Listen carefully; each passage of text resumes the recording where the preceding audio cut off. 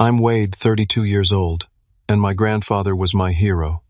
When he left me his beautiful craftsman house in his will, I thought it was the greatest gift anyone could give me. My sister Rebecca had always been my parents' favorite, but I never expected they'd demand I sell my inheritance to buy her a bigger home. The betrayal cut deep, especially when Dad looked me in the eye and said those words I'll never forget. Before I tell you how my own parents tried to steal my inheritance, let me know where you're watching from in the comments, and hit that subscribe button if you've ever had to deal with family members who think your belongings are theirs for the taking. My grandfather Samuel was more than just a relative. He was my mentor, my friend, and the person who understood me better than anyone else in our family. From the time I was 6 years old, I spent nearly every weekend at his house trailing behind him in his workshop, learning how to identify different types of wood by their grain patterns, watching in awe as his weathered hands transformed raw lumber into beautiful furniture. The smell of sawdust and varnish became the scent of happiness for me. "Wade, my boy," he'd say, placing his rough, calloused hand on my shoulder, "craftsmanship isn't just about making things. It's about putting your soul into something that outlasts you." My sister Rebecca, 3 years older than me, never shared this interest. She'd roll her eyes whenever Mom and Dad suggested she join me at Grandpa's house. "Why would I want to spend my Saturday getting dirty in that old house?" she'd complain. Instead, she'd stay home talking on the phone with friends or shopping at the mall with Mom. Grandpa Samuel's house itself was a masterpiece. Built in the 1920s, it stood proudly in one of the city's most historic neighborhoods. It wasn't massive by modern standards, but what it lacked in size it made up for in character. 3 bedrooms, 2 bathrooms, a spacious living room with a stone fireplace, and a kitchen with the original cabinetry that Grandpa had maintained meticulously.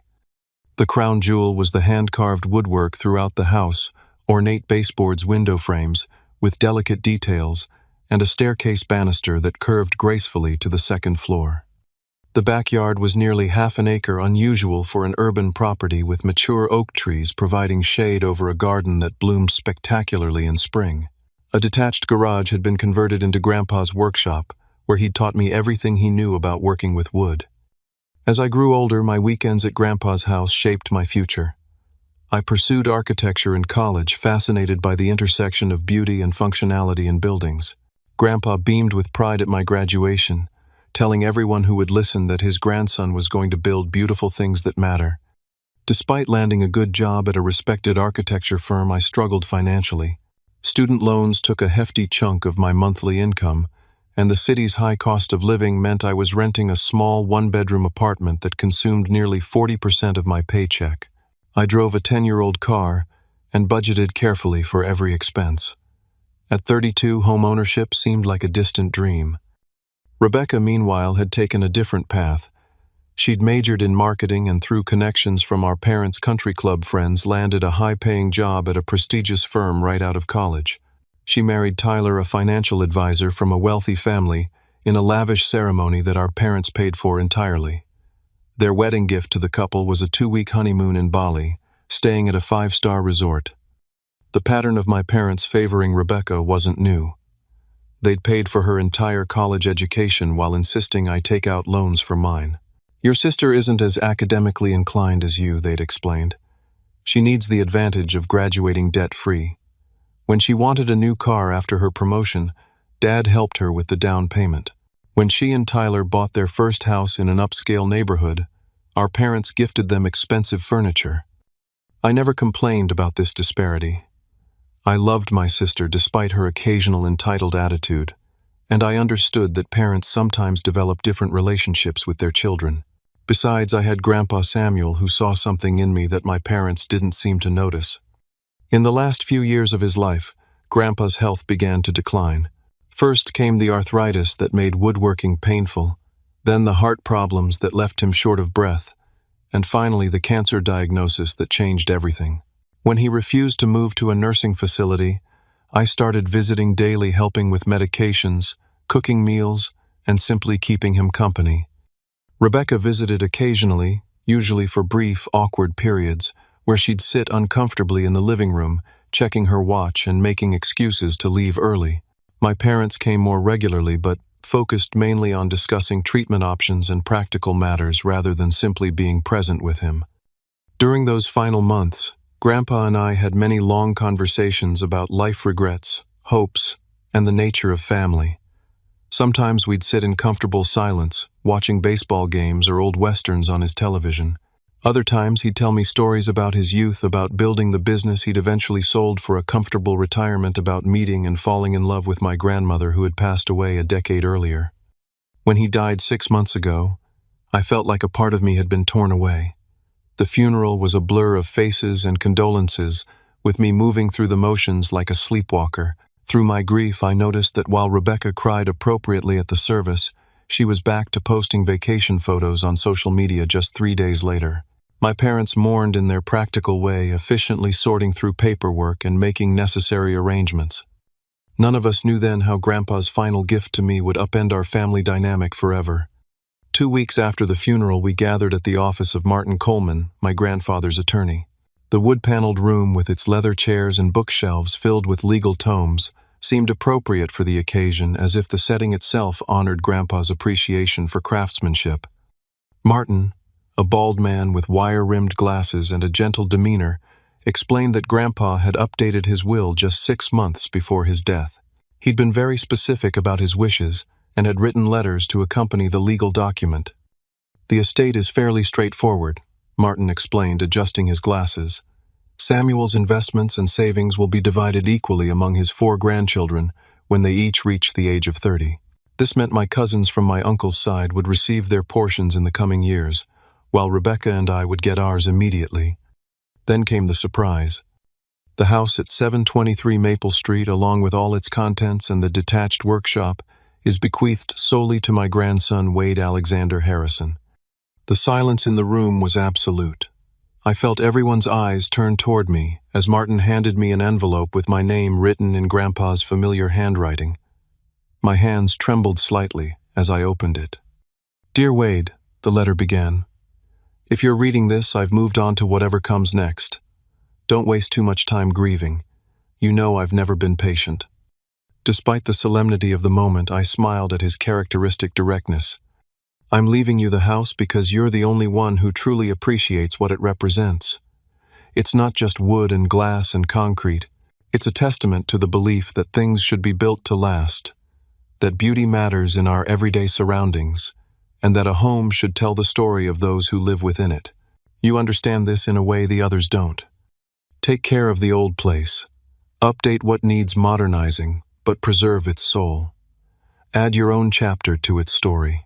Most importantly, find happiness within these walls, whether that means living here yourself or eventually passing it on to someone who will cherish it as we have. You've been a blessing in my life, Wade. Your kindness during my final years meant more than you'll ever know. This house is not just my gift to you. It's my acknowledgement of the fine man you've become." By the time I finished reading, tears blurred my vision. I carefully folded the letter and looked up to find my family watching me with varying expressions. "Congratulations, Wade," my father said, his voice carefully neutral. "That's wonderful," my mother added, though her smile seemed strained. Rebecca's husband Tyler was the most enthusiastic. "Wow, what a windfall. That neighborhood has skyrocketed in value. You're sitting on a gold mine, Wade." Only Rebecca remained silent, her lips pressed into a thin line. As we left the attorney's office, the congratulations continued, seemingly genuine. My uncle clapped me on the back, saying, "Samuel always had a soft spot for you. Can't say I'm surprised." My mother hugged me and whispered, "He loved you so much, honey. I'm happy for you." Even Rebecca managed a tight smile and said, "You spent a lot of time with him. You deserve something special." That evening, alone in my apartment, I sat with the reality of this unexpected gift. The house I'd loved visiting my entire life was now mine.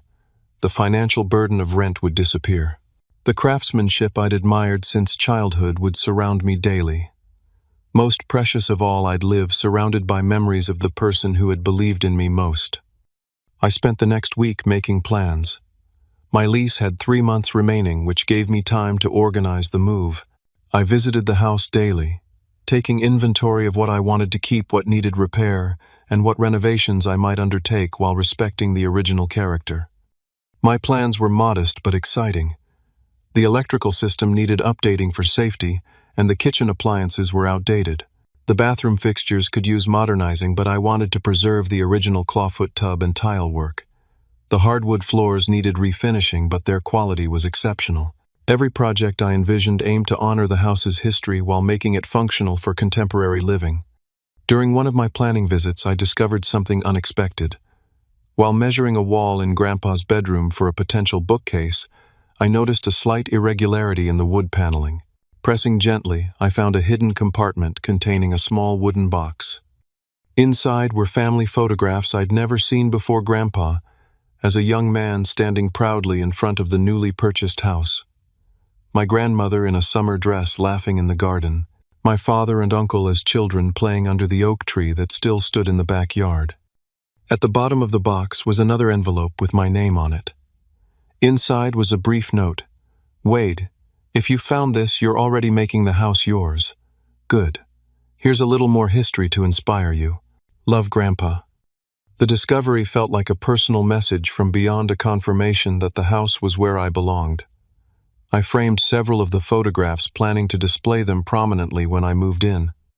As I began the process of relocating, I noticed subtle changes in my family's behavior.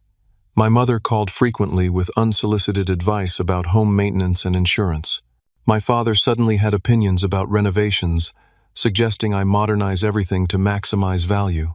Rebecca began making comments about how lucky I was to get a free house, as if my years of relationship with Grandpa had been a calculated investment.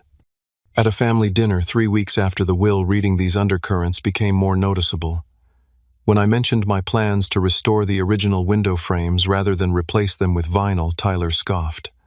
"That's throwing money away," he said. "You need to think about resale value. Nobody cares about original anything these days." "I'm not planning to sell," I replied. Rebecca exchanged a look with our mother that I couldn't quite interpret. As the dinner progressed, I noticed more whispered conversations and meaningful glances among my family members. When I left that night, I felt an uneasiness I couldn't explain, as if something was brewing beneath the surface of our usual interactions. That feeling proved all too accurate in the weeks to come. 6 weeks after inheriting the house, I had settled into a comfortable routine. Most of my belongings had been moved in, and I was gradually making the space my own while respecting its history. I'd refinished the hardwood floors myself, a laborious process that Grandpa would have appreciated. The gentle glow of the restored wood gave the entire house a warm ambiance that filled me with satisfaction every time I walked through the front door. One Sunday evening, my parents called to invite me to dinner the following night. "Rebecca and Tyler have some exciting news," Mom said. "We're having a special family dinner to celebrate." The dinner started pleasantly enough. Mom had prepared her signature roast beef with all the trimmings, and Dad opened an expensive bottle of wine.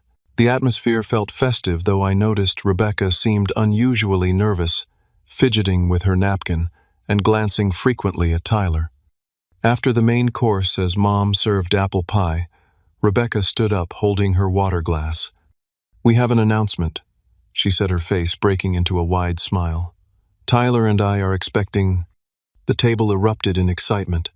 Mom burst into tears of joy while Dad pounded Tyler on the back with congratulations. I genuinely shared their happiness, standing to hug my sister. "You're going to be an amazing mom," I told her. "And you'll be Uncle Wade," she replied, her smile seeming sincere for the first time in weeks. As the initial excitement settled, Rebecca continued, "And there's more. We're having twins." This announcement triggered another round of celebrations.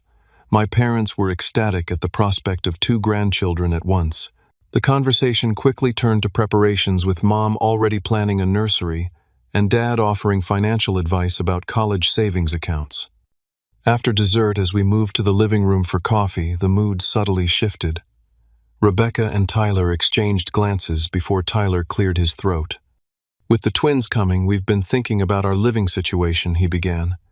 "Our house is really too small for a family of 4. Rebecca nodded earnestly. 3 bedrooms sounds like enough, but with 2 babies, plus we both work from home sometimes and we'll need space for a nanny." We've been looking at larger houses in Lakewood Estates. Tyler continued naming one of the most exclusive neighborhoods in the city, but the market is crazy right now. Everything is overpriced. I nodded sympathetically, not yet realizing where this conversation was heading. It's so frustrating, Rebecca sighed. Here we are about to have 2 babies and we can't find a suitable home while Wade has that huge house all to himself. The comment hung in the air. I felt the first stirring of unease. The house isn't that big, I said carefully. It's only 3 bedrooms. But it's just you, Rebecca countered. What do you need 3 bedrooms for? Before I could respond, I noticed my parents exchanging meaningful glances. Dad cleared his throat in the way he always did before making what he considered an important point. Actually, Wade, there's something we wanted to discuss with you about the house. The conversation was interrupted by Tyler's phone ringing. He stepped out to take the call, and the moment passed. We shifted to safer topics for the remainder of the evening, but I left with a sense of foreboding like dark clouds gathering on the horizon. The following morning, as I was measuring for bookshelves in what would become my home office, the doorbell rang. I opened the door to find my parents standing on the porch looking unusually serious. We were in the neighborhood and thought we'd stop by, Dad said, though something in his tone suggested this wasn't a spontaneous visit. I invited them in, offering coffee. As we sat in the living room, I noticed them glancing around as if seeing the house with new eyes. You've done nice work with the floors, Mom commented. It looks brighter in here. After a few minutes of small talk, Dad leaned forward, hands clasped between his knees. Wade, we need to talk about something important, he began. It's about the house. What about it, I asked, though I already suspected what was coming. Your mother and I have been thinking. With Rebecca expecting twins, their need for a larger home is urgent. Meanwhile, you're a single man with a house that's really too big for just one person. I remained silent, waiting for him to continue. We think the fair thing would be for you to sell this house, he stated flatly. The market is excellent right now. You could make a substantial profit.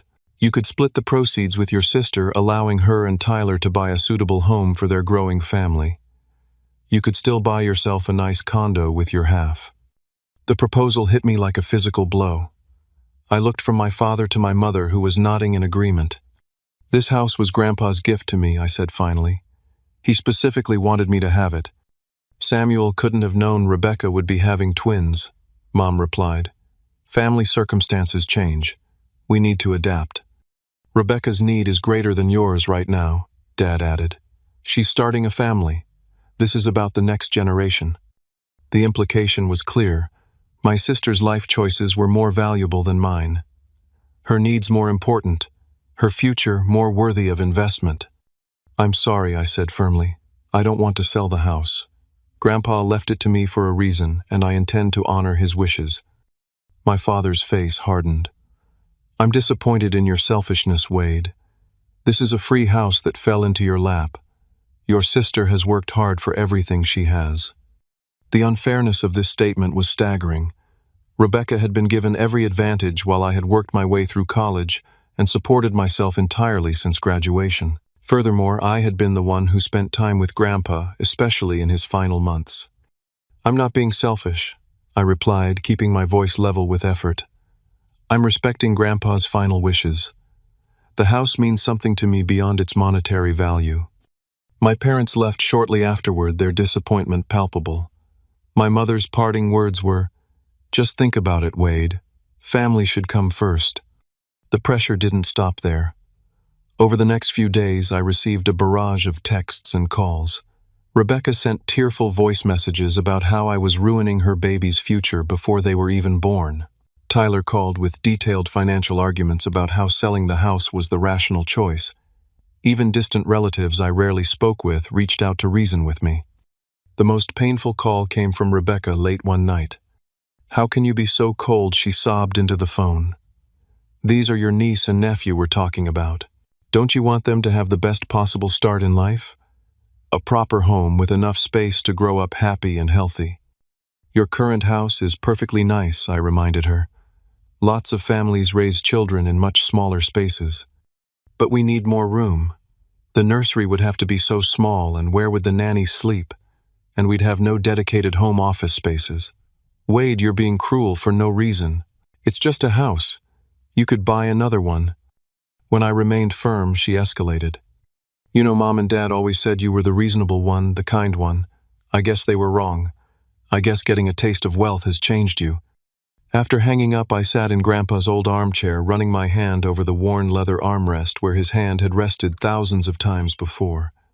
I wondered what he would advise me to do in this situation. Somehow I knew he wouldn't want his gift to become a source of such bitter division.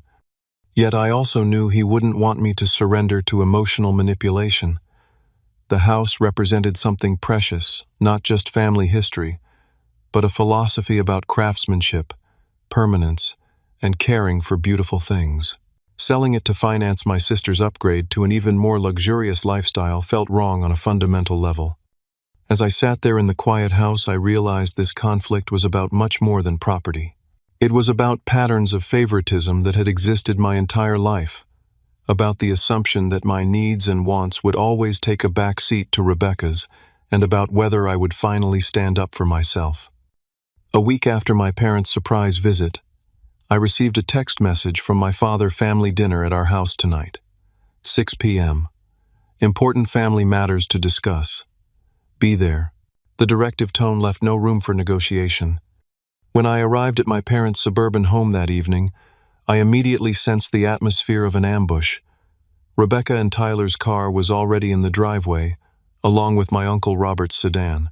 Inside, the dining room table was set formally, as if for a special occasion, but the mood was tense. My mother barely met my eyes when she hugged me in greeting. Once everyone was seated and the meal served, my father took control of the conversation. We're here to discuss Wade's inheritance and how it affects the entire family, he announced, as if opening a business meeting. I've asked Uncle Robert to join us because he was close to Dad and might offer some perspective. Uncle Robert nodded solemnly. I noticed he seemed uncomfortable fidgeting with his napkin and avoiding direct eye contact with me. As you all know, my father continued, Rebecca and Tyler are expecting twins and they need a larger home. Wade's inheritance has put him in a position to help make this happen.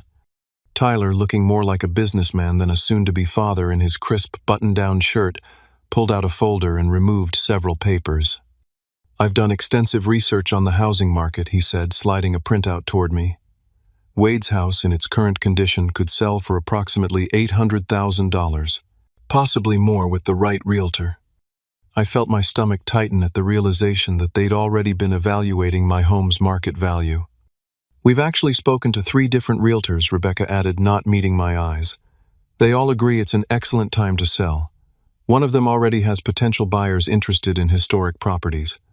The revelation that they had consulted realtors about my house without my knowledge or consent felt like a violation. They had been planning this behind my back, already setting wheels in motion, as if my agreement was a mere formality. You had realtors evaluate my house, I asked, my voice tight with controlled anger.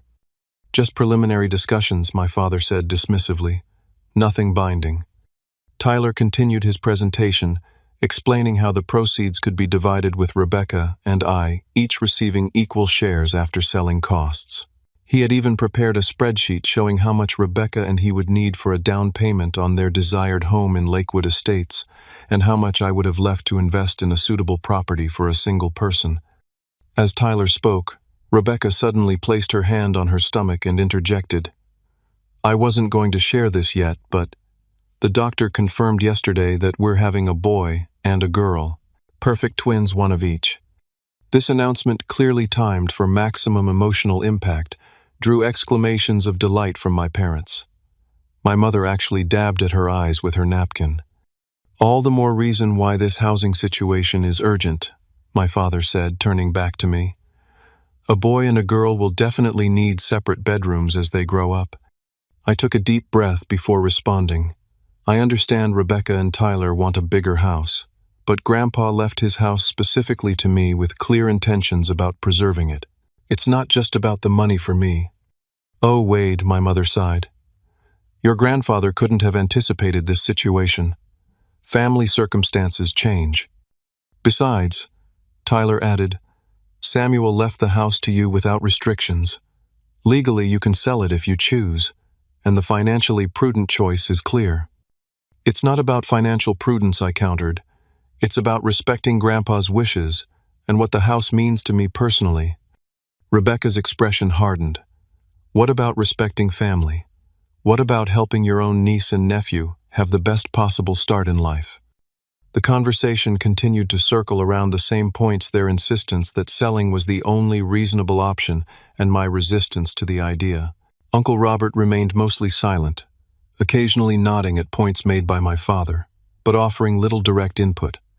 After nearly an hour of increasingly tense discussion, my father finally lost patience. His face flushed red as he slammed his hand on the table, causing the silverware to jump. Enough of this, Wade. Your selfishness is unbelievable. This is a free house that you did nothing to earn. Your sister has always worked hard for everything she has while you've been coddled by your grandfather. The unfairness of this accusation left me momentarily speechless. Rebecca had been the one given every advantage while I had worked my way through college with minimal parental support. Either you agree to sell that house and share the proceeds with your sister, my father continued, his voice rising, or you're not my son anymore. I mean it, Wade. This is about what kind of person you choose to be. The ultimatum hung in the air like a thunderclap.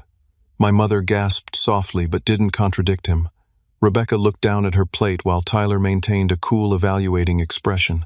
Only Uncle Robert showed visible discomfort, shifting in his seat and clearing his throat awkwardly. You'd disown me for not giving Rebecca my inheritance, I asked quietly. I'd disown you for being selfish when your family needs you, he replied without hesitation. Stop being selfish. That's a free house. Either share it or you're not my son anymore. I stood up slowly, placing my napkin beside my barely touched dinner. I'm sorry you feel that way, I said, surprised by the steadiness in my voice despite the turmoil inside me. I need some time to think about all this. As I walked toward the door, my mother hurried after me. Wade, please, your father didn't mean it that way. We're just trying to find the best solution for everyone. I think he made himself very clear, I replied gently, removing her hand from my arm. I'll be in touch. Driving home, I felt numb with shock. The family I had always tried to please, always tried to understand, despite their clear favoritism toward Rebecca, had just delivered an ultimatum that cut to the core of my self-worth. Sell your inheritance to benefit your sister, or be excommunicated from the family. The next morning I called in sick to work and invited my best friend Marcus over. I needed perspective from someone who wasn't entangled in family dynamics. Marcus listened intently as I recounted the previous night's events, his expression growing increasingly incredulous. That's messed up, man, he said when I finished. They're basically trying to bully you out of your inheritance. And for what? So your sister can have an even fancier house. It's not like they're struggling financially. They made it sound like I'm depriving the twins of a decent home, I said, running a hand through my hair in frustration. That's emotional manipulation, Marcus replied firmly. Rebecca and Tyler already have a perfectly good house. They want an upgrade, not a necessity. Don't let them twist this into you harming children who aren't even born yet. His clarity helped me see through the fog of guilt my family had created. Still, I needed to understand my legal position. Later that day, I arranged a meeting with Martin Coleman, my grandfather's attorney.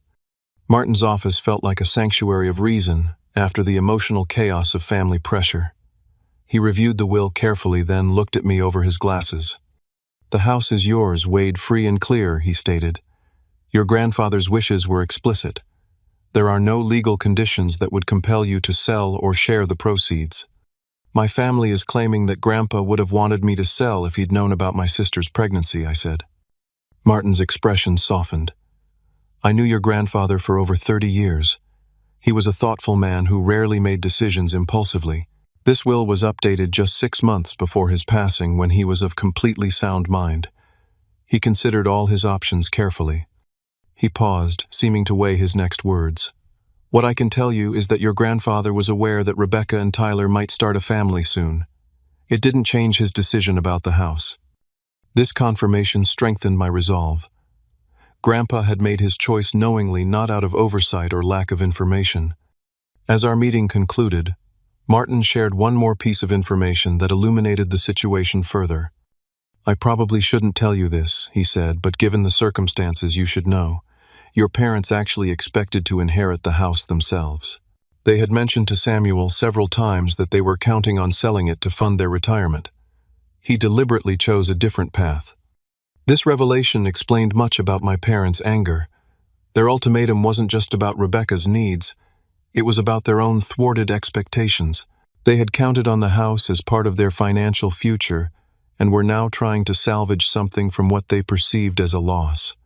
Driving home from the lawyer's office, I came to a difficult realization: my family would never respect my ownership of the house. Even if I refused to sell now, the pressure would continue. Every family gathering would become a battlefield. Every milestone in the twins' lives would be an opportunity to remind me of my selfishness. The house that should bring me joy would instead become a source of constant conflict. Something had to change, but surrendering to their demands felt wrong on a fundamental level. There had to be another way, a solution that honored Grandpa's intentions while freeing me from this toxic situation. As I pulled into the driveway of the Craftsman house that evening, watching the setting sun illuminate the stained glass panel in the front door, an idea began to form in my mind. For the next several days, I retreated into solitude within the house, ignoring most calls and texts from my family. I needed space to think clearly away from their emotional manipulation and ultimatums. I told them I was considering their proposal, but needed time to process everything. Each evening after work, I walked through the rooms of the house, absorbing its character, running my fingers along the hand-carved woodwork, and trying to connect with what my grandfather had truly intended by leaving it to me. In his bedroom, I reopened the hidden compartment and studied the old photographs, seeking guidance from the past. One image in particular caught my attention: Grandpa standing proudly beside an elderly woman in front of the house, both holding a plaque of some kind. I hadn't noticed this detail before. Using a magnifying glass from his desk drawer, I could just make out the words "Historical Preservation Society" on the plaque. This discovery sparked an idea. The next morning, I contacted the local Historical Preservation Society and asked if they had any records about my grandfather's involvement. The receptionist connected me with Eleanor Johnson, the society's director. Samuel Harrison. Eleanor's voice brightened immediately. "Of course I remember him. He was one of our most dedicated supporters. That house of his is a perfect example of 1920s craftsman architecture. Is this about the property?" We arranged to meet that afternoon at a coffee shop near my office. Eleanor turned out to be a vibrant woman in her 60s with silver hair cut in a stylish bob and bright, intelligent eyes behind red-framed glasses. She arrived carrying a folder of documents. "I pulled our records on your grandfather's house," she explained, spreading photographs and paperwork on the table. "Samuel worked with us for years to document the historical significance of the property. He was passionate about preserving not just the house itself, but the craftsmanship it represented." She showed me copies of the original architectural plans, historical photographs, and documentation about the house's original builder, a master carpenter who had constructed several significant buildings in the city. "Your grandfather never pursued official historical designation because he worried about the restrictions it might place on future owners," Eleanor explained. "But he always hoped the house would be preserved by someone who appreciated its value." As we talked, I learned that Eleanor had known my grandfather well beyond their work with the Preservation Society. They had served together on community boards and shared a philosophy about the importance of maintaining historical character in developing neighborhoods. "Samuel talked about you often," she said with a warm smile. "He was so proud of your interest in architecture and craftsmanship. He would tell me about projects you worked on together." This personal connection made what I was considering even more meaningful. As our conversation continued, Eleanor mentioned that her daughter Julia ran a non-profit organization called Heritage Homes Education Center, which provided workshops on traditional building techniques and restoration skills. "Julia is always looking for historic properties to use for demonstrations and classes," Eleanor commented. "It's getting harder to find suitable locations as more old homes are demolished for new development." A plan began to crystallize in my mind. "Eleanor," I asked, "would the Historical Preservation Society ever consider purchasing a property like my grandfather's house?" Her eyes widened. "Are you considering selling?" I explained my situation in broad strokes, omitting the more painful details of my family's ultimatum. I want to honor my grandfather's wish that the house be preserved, but my current family circumstances make living there complicated. Eleanor nodded thoughtfully. The society itself has limited funds for acquisitions, but we do partner with donors and other organizations for preservation projects. Would you be open to meeting with Julia and me to discuss possibilities? The next day, I welcomed Eleanor and her daughter Julia to the house.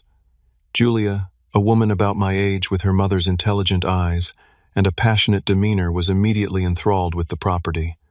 "This is extraordinary," she exclaimed, examining the original window frames. "You almost never see this level of craftsmanship intact anymore. Most houses this age have had their character elements stripped out during renovations." We spent hours touring the house with Julia, documenting details and discussing the educational potential of the space.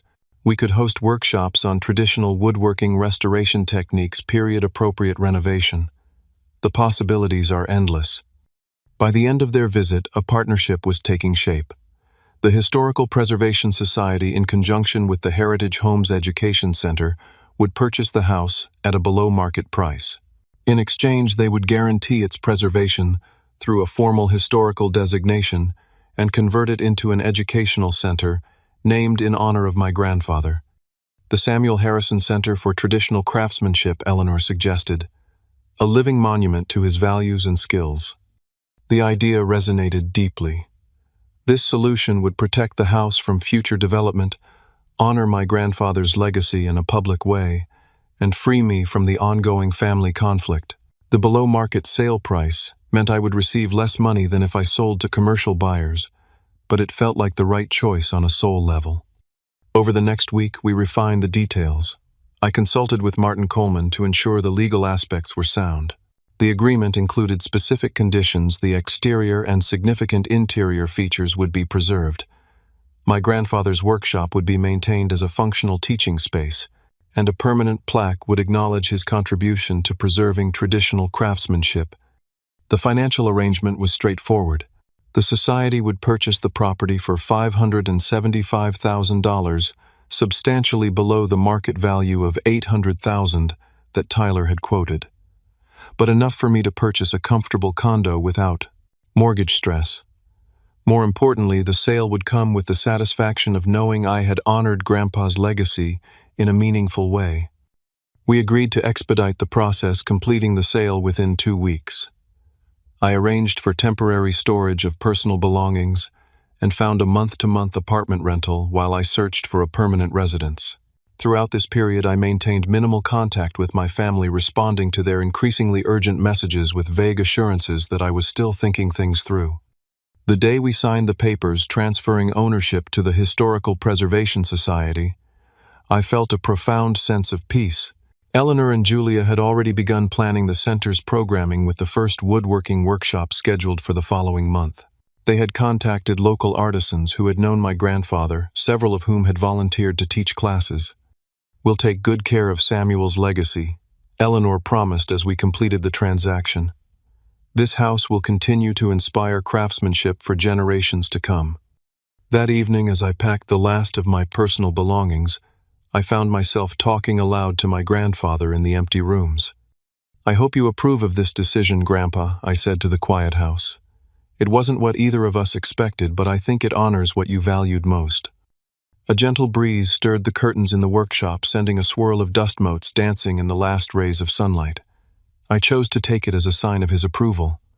After completing the sale, I moved into a temporary apartment and deliberately maintained a low profile with my family. When they called or texted about the house, I gave non-committal responses, suggesting I was still considering their proposal. This wasn't entirely dishonest.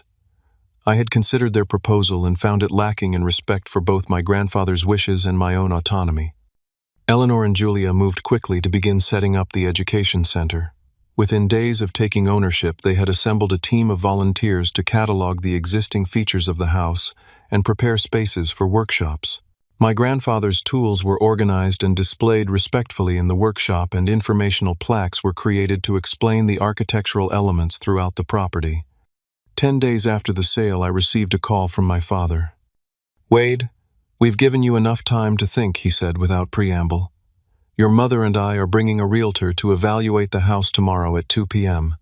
This needs to move forward for Rebecca's sake."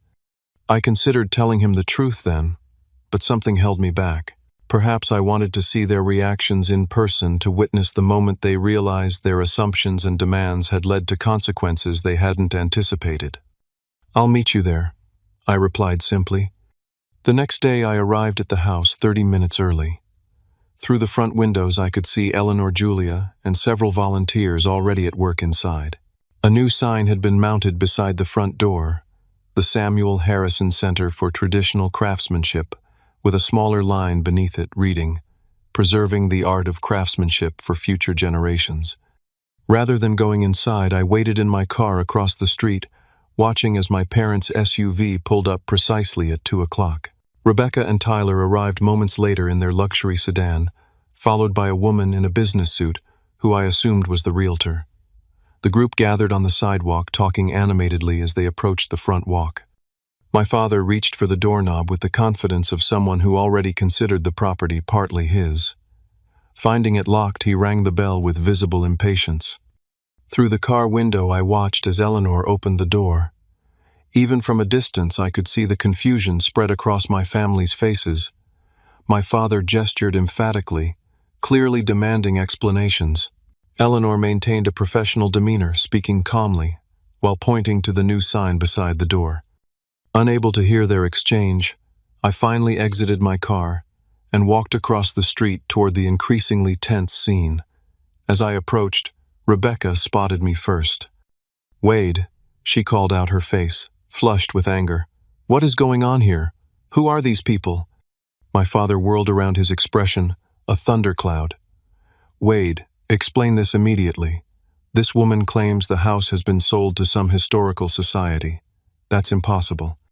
The realtor, looking profoundly uncomfortable, clutched her portfolio to her chest and took a step back from the family drama unfolding on the front porch. "It's not impossible," I replied calmly, joining them on the walkway. "In fact, it's completed. The Samuel Harrison Center for Traditional Craftsmanship is now the legal owner of this property." "You sold it," my mother gasped, her hand flying to her throat. "Without telling us." "Without consulting us," my father amended, his voice rising. "After everything we discussed." Tyler, always focused on finances, cut to what he considered the heart of the matter. "Who did you sell it to? For how much?" I gestured to Eleanor, who had been standing patiently in the doorway. "This is Eleanor Johnson, director of the Historical Preservation Society and a friend of Grandpa's. The society, in partnership with the Heritage Homes Education Center, purchased the house to create an educational facility that honors Grandpa's craftsmanship and values." Eleanor stepped forward, extending her hand professionally. "It's a pleasure to meet Samuel's family. He spoke of you often. We're very excited about preserving his legacy through this center." My father ignored her outstretched hand. "This is outrageous. You had no right to sell without family input, Wade. We had an agreement." "We had no agreement," I corrected him. "You made demands and issued ultimatums. That's not the same thing." Rebecca, who had been momentarily stunned into silence, found her voice. "You've ruined everything, the baby's future, our plans. How could you be so selfish?" Tyler, meanwhile, had pulled out his phone and was frantically searching something. "The Historical Preservation Society," he muttered. "Non-profit organization, limited acquisition budget." He looked up sharply. "You sold it below market value, didn't you? You threw away hundreds of thousands of dollars just to spite us." The accusation stung, but I maintained my composure. "I sold it to an organization that will honor Grandpa's legacy and preserve what he valued. The price was fair for what mattered most." "What about what matters to your family?" my mother demanded, tears forming in her eyes. "Your sister's needs, your future niece and nephew." "My family issued an ultimatum," I reminded her. "Sell the house to benefit Rebecca, or be disowned." I made my choice accordingly. My father's face had turned an alarming shade of red. "You've lost millions for this family," he shouted, drawing attention from neighbors across the street. "That house could have set up Rebecca's children for life. Instead, you've given it away to strangers." Eleanor, who had been observing this exchange with increasing concern, stepped forward again. Perhaps this isn't the best venue for a family discussion. Would you like to come inside? We could talk more privately about the center and how it will honor Samuel's memory. We don't need a tour of what should have been our property, Tyler snapped, placing a protective arm around Rebecca, whose theatrical sobs had intensified. The realtor, clearly wishing to be anywhere else, mumbled something about another appointment and began edging toward her car. Wait, my father called to her. There must be some way to undo this, some legal challenge we can make. The realtor, to her credit, shook her head firmly. If the sale has been completed and recorded, there's nothing to be done. I'm sorry, but I can't be involved in this situation. She hurried to her car and drove away, leaving my family staring after her in disbelief. Julia had emerged from the house and joined her mother on the porch. We've already begun cataloging the original architectural elements, she explained, seemingly oblivious to the tension. The first woodworking class is scheduled for next Saturday. We're expecting a full enrollment. This practical information about the house's new function seemed to finally penetrate my family's anger. The reality of what had happened was sinking in. Not only had I sold the house without their input, but I had transformed it into something that could never be undone. The historical designation that Eleanor would secure would protect it from development permanently. You've betrayed this family, my father said, his voice now deadly quiet. I meant what I said before. You're no son of mine. Rebecca, still crying, added, I'll never forgive you for this, Wade. Never. Tyler, ever practical, was still fixated on the financial aspect. How much did you get for it? At least tell us that. How much did you throw away out of spite? I declined to answer, which only fueled their anger. As they continued to berate me on the front lawn, a van pulled up bearing the logo of the local newspaper. A photographer and reporter emerged, heading toward the house. We're here for the story about the new Samuel Harrison Center, the reporter explained, notepad in hand. Is one of you Wade Harrison? We'd love a statement about your decision to donate your grandfather's house to the preservation effort. Donata, Tyler sputtered. You donated it. Not exactly, I began, but Eleanor smoothly interjected. Mr. Harrison sold the property to us at a significantly reduced price to ensure its preservation, she explained to the reporter. It was an incredibly generous act that will benefit the entire community for generations to come. The presence of the media finally convinced my family that this was not the place to continue their tirade. My father gave me one last withering look before steering my mother toward their car. Rebecca allowed Tyler to guide her away, her tearful glares continuing until they drove off. As their vehicles disappeared down the street, I felt a complex mixture of emotions: sadness at the broken relationships, anger at their sense of entitlement, but predominantly a sense of relief. The decision had been made. The consequences had been faced. Whatever came next would be on new terms, not dictated by old patterns of favoritism and manipulation. Eleanor placed a gentle hand on my shoulder. Family conflicts are never easy, she said softly, but Samuel would be proud of what you've done here. This house will educate and inspire countless people because of your choice. Looking at the historic home now beginning its new chapter as an educational center, I nodded. Grandpa always said that craftsmanship was about creating something that outlasts you. I think this decision honors that belief better than anything else I could have done. As I gave the reporter a brief statement about my grandfather's legacy of craftsmanship, I realized I was starting a new chapter of my own life, one free from the shadow of family expectations that had never truly valued who I was. The aftermath of the confrontation was predictably difficult. For several weeks, silence stretched between me and my family like an unbridgeable chasm. No calls, no texts, no acknowledgement of my existence. I had been cut off exactly as threatened, and despite knowing I had made the right decision, the finality of it weighed heavily on my heart. I channeled my energy into establishing my new life. With the proceeds from the sale, I purchased a comfortable one-bedroom condominium in a converted industrial building downtown.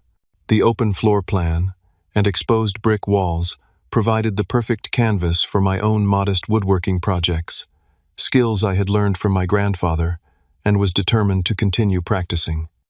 My job at the architecture firm kept me busy, but on weekends I often found myself drawn back to the Samuel Harrison Center. Eleanor and Julia had transformed the property with remarkable efficiency. The living room now served as a gallery, showcasing examples of traditional craftsmanship. The dining room had become a classroom with workbenches built to my grandfather's specifications. His workshop remained largely unchanged, preserved as a functional example of a traditional woodworking space. 6 weeks after the center opened, I agreed to teach a weekend workshop on basic joinery techniques. Standing in my grandfather's workshop, guiding participants through the same skills he had once taught me, I felt his presence strongly. The ache of family estrangement was still there, but it was balanced by the satisfaction of honoring his legacy in a way that benefited others. One Saturday afternoon, after concluding a class, I was cleaning tools in the workshop when Julia entered with an unexpected message. "There's someone here to see you," she said, her expression carefully neutral. "Your father." My heart jumped into my throat. "Did he say what he wants?" "Just to talk to you. He's in the garden." I found my father sitting on the wooden bench beneath the largest oak tree, the same bench where Grandpa and I had often sat together. He looked older somehow, the lines in his face deeper than I remembered. When he saw me approach, he stood awkwardly, hands thrust into his pockets. "Wade," he nodded in greeting. "Dad," I replied, maintaining a safe, emotional distance. We stood in uncomfortable silence for a moment before he gestured to the bench. "Can we sit?" Once seated, he stared straight ahead at the flower beds that the center's volunteers had meticulously maintained. "The garden looks good," he commented. "Your grandfather would approve." "The volunteers have done great work," I agreed cautiously.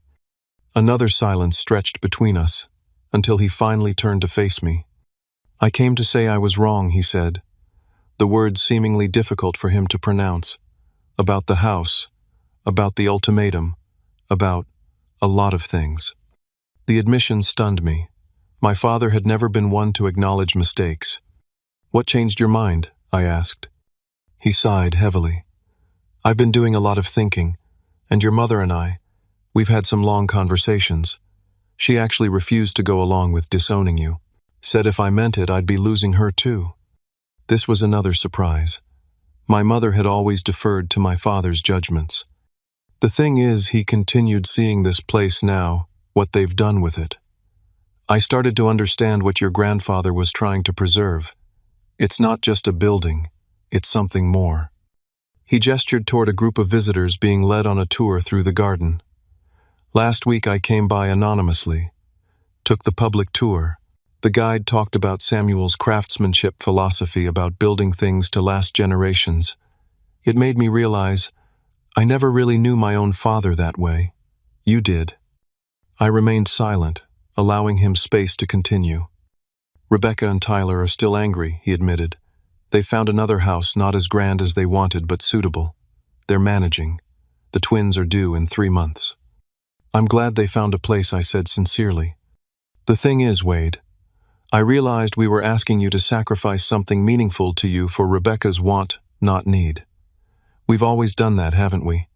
Expected you to step aside for her." The acknowledgement of this lifelong pattern nearly took my breath away. I had never expected him to recognize it, let alone articulate it. "Yes," I said simply. "You have." He nodded slowly. "I'm not proud of that. Your mother pointed out that we never even thanked you for all the time you spent with Dad in his final months. We took that for granted, too." We sat in silence for a few minutes, watching butterflies dance among the late summer flowers. "I don't expect instant forgiveness," he finally said, "but I'd like a chance to do better. To be the father you deserve, not just Rebecca's dad." The sincerity in his voice touched something deep within me. "I'd like that too," I replied. "It might take time." "Time I've got," he said, offering a tentative smile. "Your mother would love to see you. Maybe dinner next week, just the 3 of us." We made plans for the following Thursday, and as he stood to leave, he looked back at the house with new appreciation. "You know your solution was better than anything we proposed. Dad's legacy lives on here. That matters more than the money ever could." Over the following months, reconciliation came slowly but steadily. My mother, freed from following my father's lead in family matters, revealed a warmth I hadn't experienced from her in years. My father made consistent efforts to connect with me on my terms, even asking to learn basic woodworking skills. Rebecca's journey was more complicated. The birth of the twins, Alexander and Emma, initially hardened her resentment as she blamed me for their inadequate housing situation. But parenthood gradually softened her perspective. When the babies were 4 months old, she unexpectedly brought them to the center. "I thought they should know something about their great-grandfather," she explained awkwardly, "even if they'll never meet him." It was a small olive branch, but I accepted it gratefully. As we toured the center together, Rebecca seemed to see our grandfather through new eyes, appreciating the legacy of craftsmanship she had previously dismissed. "I never really knew him," she admitted, as we sat in the garden watching her husband walk the sleeping babies in their stroller. "I was so busy with my own life I missed knowing someone important." "He would have loved these two," I told her, nodding toward the twins. She smiled faintly. "Would you tell them about him sometimes? Share the stories I never bothered to listen to?" The request was her way of acknowledging what had been lost and what might still be salvaged. "I'd like that," I replied. Meanwhile, my own life expanded in unexpected ways. Teaching at the center introduced me to a community of people who shared my values about craftsmanship and preservation. Eleanor became a mentor and friend, including me in preservation projects around the city. Julia and I developed a close friendship that gradually evolved into something more, our shared passion for architectural history, providing common ground for a deepening relationship. 1 year after the center opened, we hosted a special exhibition of my grandfather's furniture pieces, borrowed from family members and friends who had received his handcrafted gifts over the years. The event drew unexpected attention, including a feature in a national magazine about traditional craftsmanship. Standing in the packed gallery on opening night, surrounded by the fruits of my grandfather's lifetime of skilled work, I felt a profound sense of rightness. My parents and sister were there, genuinely supportive now. Eleanor and Julia stood proudly by the displays they had worked so hard to create. Community members examined the exhibits with appreciation and respect. In that moment, I understood that inheritance isn't just about property or money. It's about values, knowledge, and perspective. My grandfather's true gift wasn't the house itself, but the appreciation for craftsmanship and integrity he had instilled in me. By honoring those values, even at the cost of temporary family peace, I had preserved something far more valuable than real estate. The journey hadn't been easy. Standing up to family pressure required courage I hadn't known I possessed. The pain of rejection was real, as was the grief of broken relationships. But through it all, I had discovered my own strength and the importance of honoring what truly matters, even when it means making difficult choices. As visitors mingled through the exhibition, I found myself standing before the display of my grandfather's favorite handmade rocking chair. Beside it was a photograph of him sitting in that very chair, his weathered hands resting on the arms he had carved decades earlier. His expression was one of quiet satisfaction, a man at peace with his life's work. "I did my best, Grandpa," I whispered to the photograph. "Not in the way either of us expected, but I think you'd approve." Have you ever had to make a difficult choice to protect something valuable to you, even when others didn't understand its worth? Sometimes the hardest part of honoring our values is standing firm when those closest to us push us to compromise. If this story resonated with you, hit that like button and share it with someone who might need encouragement to stand their ground. Leave a comment about a time when you had to protect something meaningful to you, and don't forget to subscribe for more real-life stories about finding strength through life's most challenging moments. Thank you for listening, and remember, the most important inheritance isn't what we receive, but what we choose to preserve and pass on.